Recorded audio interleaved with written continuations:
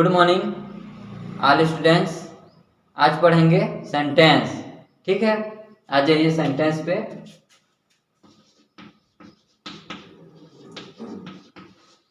आज पढ़ेंगे सेंटेंस।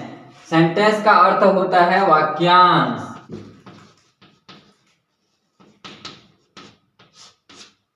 ठीक है, तो इस सेंटेंस से पहले हम लोग को जानना क्या जरूरी है? क्लॉज। क्लॉज को जानना जरूरी है। इस क्लॉज के बिना हम लोग सेंटेंस नहीं जान सकते। ठीक है, तो क्लॉज क्या होता है मैं बताना चाहूंगा कि आपका ग्रुप ऑफ वर्ड्स, ठीक है, शब्दों का समूह है। ठीक है, तो आपका क्लॉज दो चीजों से मिलकर बनेगा, आपका सब्जेक्ट और एक वर्ब, यानी कर्ता और क्रिया। ये दोनों मिला के क्या बनेंगे? क्लॉज बनते हैं। ठीक है, तो अब सवाल उठता है कि सेंटेंस और क्लॉज दोनों में डिफरेंस क्या है। तो मैं आपको बता दूं कि क्लॉज सेंटेंस का एक क्या है, छोटा सा यूनिट होता है। छोटा सा क्या होता है? यूनिट। छोटा सा यूनिट है कि ये क्लॉज जो है ये सेंटेंस के अंदर ही होते हैं। ठीक है, तो क्लॉज को और डिटेल से हम लोग जानते हैं। अब जैसे क्लॉज का एग्जांपल है ही लॉज। ठीक है, तो इसका अर्थ क्या हो रहा है? वह हंसता है। वह हंसता है, इसमें क्या है? ही सब्जेक्ट, और लॉज क्या है? आपका ये क्रिया है। ठीक है, तो एक सिंपल सेंटेंस की तरह ये क्या कर रहा है? हमको वाक्य को पूरी तरह इंफॉर्मेशन दे रहा है कि वह हंसता है। इससे हम लोग को और जरूरत नहीं पड़ रही है वाक्य बनाने के लिए आगे। तो ये क्या हो गया? ये आपका क्लॉज। तो वही क्लॉज आगे मिलके क्या बनते हैं? सेंटेंस बनते हैं। जैसे और एक एग्जांपल ले लेते हैं। I remember what you said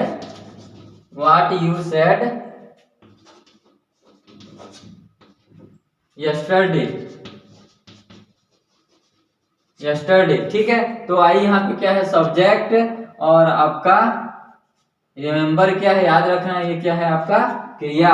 और यहाँ पे एक सेंटेंस हो गया आई रिमेम्बर व्हाट। इसके बाद देखिए यू सेड यस्टरडे। यू यहाँ पे क्या है? सब्जेक्ट, और कहना है आपका क्या है? क्रिया है। तो वही छोटे छोटे दो वाक्य बनकर क्या बनेंगे? दो या दो से अधिक भी या तीन भी आए तो मिलके क्या बनते हैं? एक सेंटेंस का निर्माण करते हैं। तो आप लोग को समझ आ गया होगा कि सेंटेंस क्या चीज है। सेंटेंस है आपका क्लॉज से मिलकर ये क्या होते हैं? सेंटेंस का निर्माण करते हैं। और क्लॉज क्या हो गया? सेंटेंस का एक छोटा सा इकाई या यूनिट होता है। ठीक है, अब सवाल आता है कि जो क्लॉज होते हैं, ठीक, क्लॉज हम लोगों को कभी कभी ऐसे होता है कि हम लोग को क्लॉज पूर्ण जानकारी, पूर्ण इंफॉर्मेशन भी देते हैं, और कभी कभी ऐसे हो जाता है स्थिति कि जो क्लॉज भी होते हैं वो पूरी इंफॉर्मेशन नहीं देते हैं। तो ये चीज मैं आगे आपको बताने वाला हूं। तो अब हम लोग आ जाते हैं clause, type of clause. Type of clause. ठीक है, तो इस क्लॉज को जानने से पहले हम लोग को क्या जानना पड़ेगा कि क्लॉज कितने प्रकार के होते हैं। ठीक है, तो क्लॉज को दो भागों में बांटा गया है। पहला क्या है आपका? Independent clause. इंडिपेंडेंट क्लॉज, ठीक है, और दूसरा है आपका डिपेंडेंट क्लॉज। अब इंडिपेंडेंट क्लॉज और डिपेंडेंट क्लॉज क्या है? सवाल उठता है। ठीक है, क्वेश्चन मार्क कि इंडिपेंडेंट क्लॉज क्या होता है और डिपेंडेंट क्लॉज क्या होता है। तो मैं आपको बता दूं कि इंडिपेंडेंट क्लॉज यानी ये शब्द से इसका अर्थ निकल रहा है कि जो किसी वाक्य पर क्या न हो? आश्रित न हो, तो उसे क्या बोला जाता है? Independent clause. और जो किसी वाक्य पर आश्रित हो उसे क्या बोला जाएगा? Dependent clause. यानी इसको और एक वाक्य का जरूरत पड़ सकता है। तो इसको डेफिनेशन में यह क्या हो गया कि जो किसी अन्य वाक्य पर निर्भर न हो। ठीक है, और डिपेंडेंट क्लास का जस्ट क्या हो जाएगा अर्थ, जो किसी अन्य वाक्य पर आश्रित या निर्भर हो।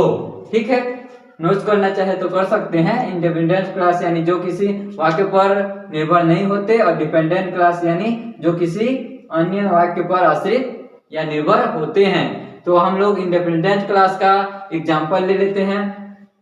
जैसे आपका सीता लिव्स इन दिल्ली, सीता कहाँ पे रहती है, दिल्ली में। तो उस वाक्य का क्या अर्थ निकला, वो दिल्ली में है, उसमें और एक सेंटेंस का जरूरत नहीं है, वो पूरी इंफॉर्मेशन दे रहा है कि सीता कहाँ पे है, दिल्ली में रहती है। ठीक है, अब आ जाते हैं डिपेंडेंट क्लास का example.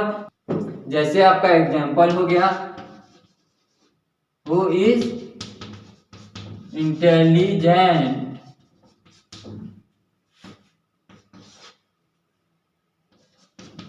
I am a seller.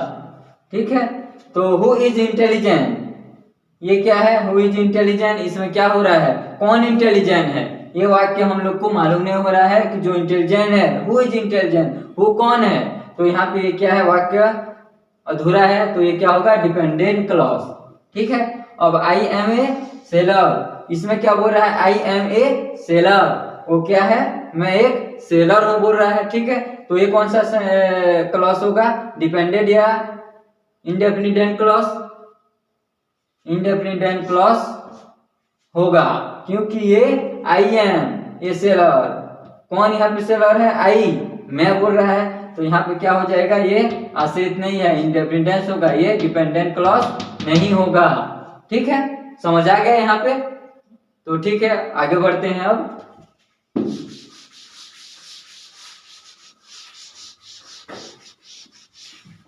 हम लोग पढ़े डिपेंडेंट क्लॉज,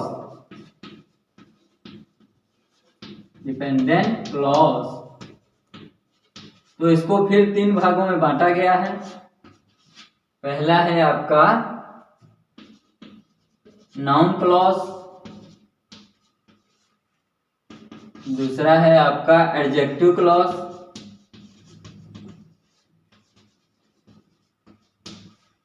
और तीसरा है आपका एडवर्ब क्लॉज।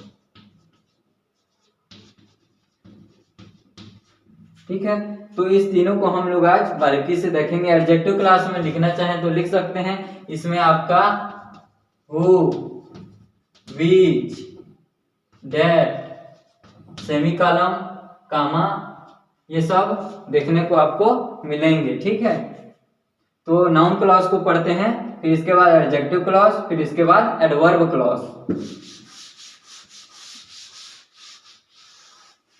तो एग्जांपल देखते हैं। Do you know the weather will be. ठीक है ना, क्वेश्चन मार्क है, मान लो। तो इसका अर्थ क्या हो रहा है कि क्या तुम जानते हो, डू यू नो, क्या तुम जानते हो कि मौसम कैसा रहेगा। तो इसमें हम लोग को क्या बता रहा है, मौसम कैसा रहेगा, तो ये क्या नाउन की तरह एक्ट कर रहा है। ठीक है, तो ये क्या होगा, नाउन क्लॉज। ठीक है, इसके बाद हम लोग आ जाते हैं आपका एडजेक्टिव क्लॉज। दूसरा है आपका एडजेक्टिव क्लॉज। इसका डेफिनेशन सेम ही होगा, that act as a adjective, ऐसा क्लास जो एडजेक्टिव की तरह एक्ट करे, अर्थात संज्ञा या सर्वनाम की जो विशेषता बताता है उसको क्या बोला जाता है? एडजेक्टिव। जैसे इसका एग्जांपल है, the girl who is leading the parade is my best friend. ठीक है, तो the girl who is leading the parade is my best friend. यहाँ पे क्या बोल रहा है? जो लड़की है वो ठीक है, who is leading the parade वो भी ठीक है, और इज माई बेस्ट फ्रेंड वो क्या है? उसकी जो फ्रेंड है वो बेस्ट है, और वो क्या कर रही है? लीडिंग कर रही है। ठीक है, तो यहाँ पे क्या बता रहा है? उसकी खासियत को बता रहा है, इसलिए यहाँ क्या होगा? एडजेक्टिव क्लॉज होगा। ठीक है, अब आ जाते हैं तीसरा।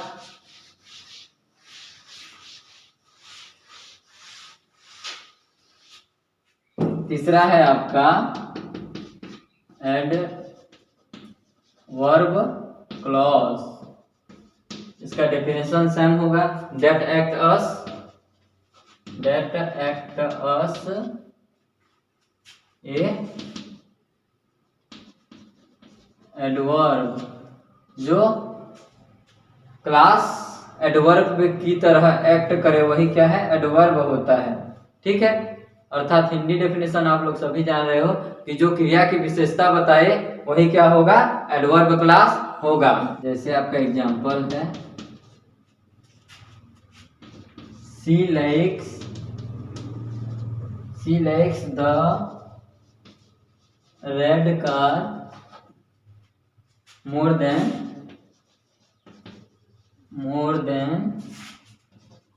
her husband। ठीक है, तो यहाँ पे क्या बोल रहा है? She likes the red car, वह पसंद करती है किसको? रेड कार को। मोर देन हर हस्बैंड, किससे भी ज्यादा? मोर देन हर हस्बैंड, उसके पति से भी ज्यादा किसको पसंद कर रही है? वह रेड कार को। ठीक है, तो यहाँ पे क्या हो रहा है? ये एडवर्ब क्लास बता रहा है। ठीक है, क्रिया की विशेषता को बता रहा है। अब आगे पढ़ते हैं अब सेंटेंस।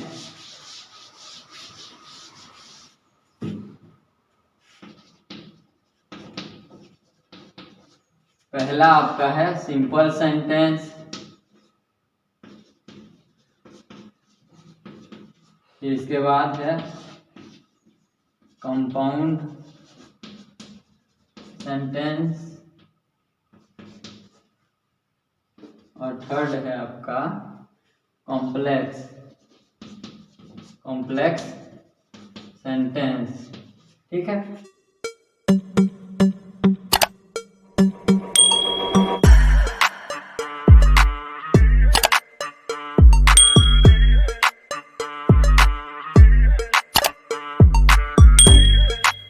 सिंपल सेंटेंस को पहले पढ़ते हैं।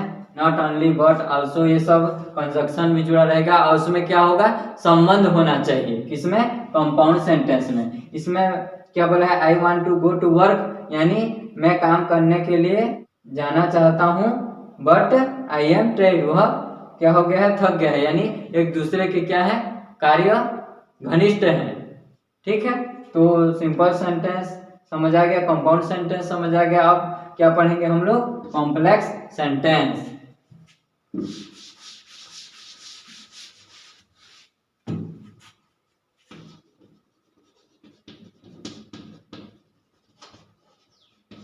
ये क्या होते हैं? Independent clause plus dependent clause. Independent plus dependent, यानी एक आश्रित हो वाक्य और दूसरा आश्रित न हो। तो एग्जांपल में आ जाते हैं, whenever price goes up, customer buy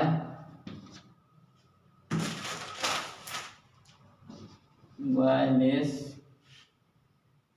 product। ठीक है, whenever price goes up, ठीक है, तो ये क्या बोल रहा है कि जैसे ही प्राइस का दाम गोस अप बढ़ने लगता है, कस्टमर बाय लेस प्रोडक्ट, उस प्रोडक्ट को बहुत कम मात्रा में खरीदते हैं। तो यहाँ पे व्हेनेवर प्राइस गोस अप, जैसे ही प्राइस बढ़ते हैं किस चीज का, ये क्या हो रहा है आपका, ये पहला कथन जो है इसमें हम लोग को स्पष्टता नहीं हो रहा है।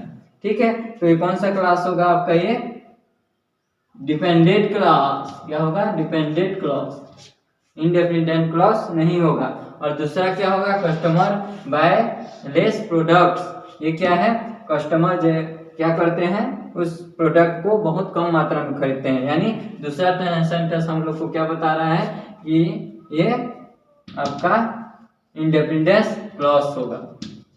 तो इससे सिद्ध हुआ कि कॉम्प्लेक्स सेंटेंस एक क्या होगा, उसमें इंडेफिनिट क्लॉज प्लस एक डिपेंडेंट क्लॉज होगा। और